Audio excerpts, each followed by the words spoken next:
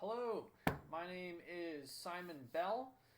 I recently watched Bob Proctor this morning and Joe Dispenza, and both of them are some pretty intelligent guys. And one of the things I've learned is that it's best to repeat new knowledge that you get. It makes you smarter and all sorts of good things. So I'm going to kind of use this video as a quick way to explain what I learned from Bob Proctor this morning. And you can Google this guy, you can watch his videos on YouTube. There's all sorts of good things out there, but this is what I learned this morning. So Bob Proctor began his explanation of your life as it currently stands.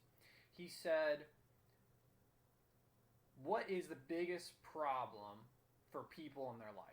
And it essentially came down to you don't have a roadmap. You don't have a direction that you want to take. And without a direction, it's hard to get somewhere. But here's what he meant specifically. He said, look at where you are right now, and then compare that with where you want to go. And that's really important.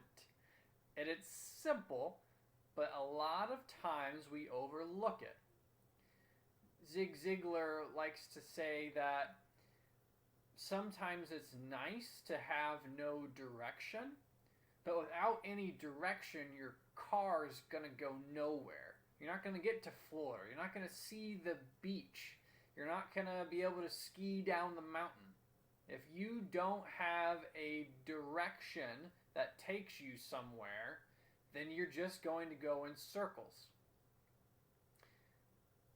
Cool, good to know. Sometimes the truth stings, doesn't it? But here's another thing that's interesting about it, right? How do you measure success in your life? Well, there's a couple of things to think about. One thing to think about is you should measure progress. How do you measure progress? There's a good rule of thumb. You can measure how much money you have. This is not to say I'm conceited, right? Dave Ramsey says money is like bricks. I can take a brick and I can smash a house, break through the window, or I can take bricks and I can build a hospital. It depends on what you do with it. And what Bob Proctor said this morning in this video that I watched, he said,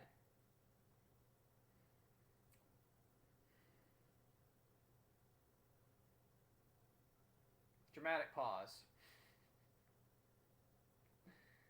He said, when you measure yourself in money, right, you can measure it exactly down to the penny. It's really hard to do that with other things. You can't measure your health in that same way, he said. For example, if you go to the doctor this morning, the doctor will tell you the next morning, hey, you had a clean bill of health, and then you will die later that day. That happens all the time. You can't measure love with your spouse precisely as you can measure the amount of money in your bank account. You could tell your spouse, I love you because these are the things I did for you this week. These are the roses I bought you. This is the amount of time we've spent together.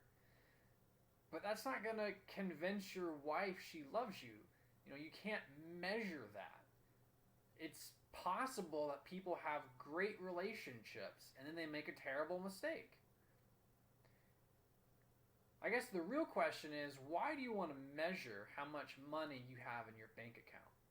Why is that important to do? And the reason he said it was important to do is it was a way of measuring progress.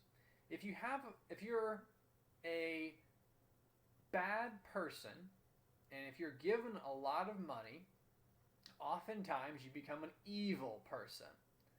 But if you're a good person and you're given a lot of money, oftentimes you become a good person too. With the money you earn, you can then give, which is one of the best things you can do. My good friend and mentor, he likes to say that if you focus on yourself, the things that you want, you've lost already.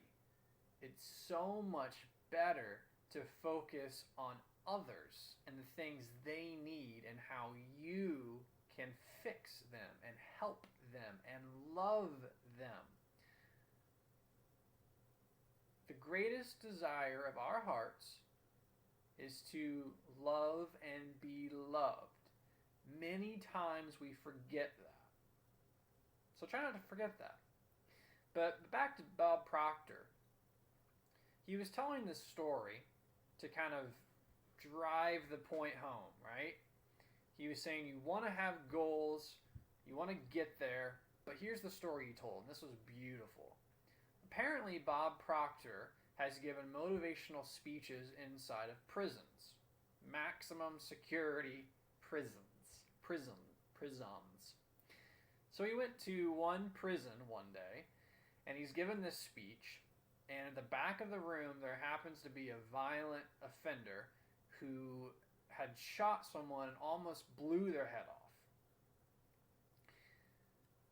This violent offender in the back of the room, every time Bob gives his lectures, this offender's going, ha ha ha, this guy's an idiot. He's a moron. He's stupid. Don't listen to him. Disrupting the entire room. And Bob is getting really frustrated. He's not sure how he can continue. One day he decides he's not gonna stand for it anymore. He walks up to the guy in the back of the room, and this guy is a violent man. He's ripped. He's really strong. Not someone you want to fight, right? And Bob is terrified the entire time. He's thinking about what he has to do. But he walks up to this guy, and he says, "You're the stupidest son of a I have ever met. I can earn money faster than you can steal it. You're not listening to me." And that inmate got red, and he was about ready to pop. And he just started laughing. He's like, "Oh, Bob is actually trying to help me." And in the next couple of lectures, that violent inmate became Bob's right-hand man. If anybody at the prison yard was being loud or disruptive, this really strong guy would kind of look at him like, "What the frick you think you're doing? Shut up." So it's really important to have goals and get somewhere, right? So here's something you could do. You could sit down and you could say, what are some awesome goals that I want for my life? I know that sounds silly and dumb and you've done it before, but the reason you wake up in the morning feeling like nothing, feeling worthless, if you feel like your life is going nowhere, it's because you have very silly goals. You know, Tony Robbins likes to say, if your goals are impotent, your life is going to be impotent. You got to have some meaning to your life. Write down right now, at some point, write down the value that your worth. Put it up on your wall. At the end of the month, take it down, put up a new number. Has your money gone up? Are you worth more? Have you changed? And life doesn't have to be about seeking money, right? My good mentor, my good friend, hopefully I can have him on the show at some point, but my good mentor and good friend Norbert, he's told me that you can do anything you want to be. There's no limit. You could be a nurse, you could be a doctor, you could be a fireman, you could be a bricklayer, you could be a monk. Sometimes, and I like listening to Ajahn Brahm. Look up Ajahn Brahm sometime. Ajahn means teacher. Brahm is this monk that I like listening to. Ajahn Brahm got his degree in physics at Oxford University, and then decided he wanted to go become a monk. And here's what he likes to say. He says, "Look at me. I'm old. I have no money. I have no family. I have no insurance. I have no retirement plan. I have no pension. What bliss." Sometimes the things you own end up owning you. So if you decide after watching this video you don't want to go out and be rich, that's okay. Anyway, my name is Simon Bell. Have a good one.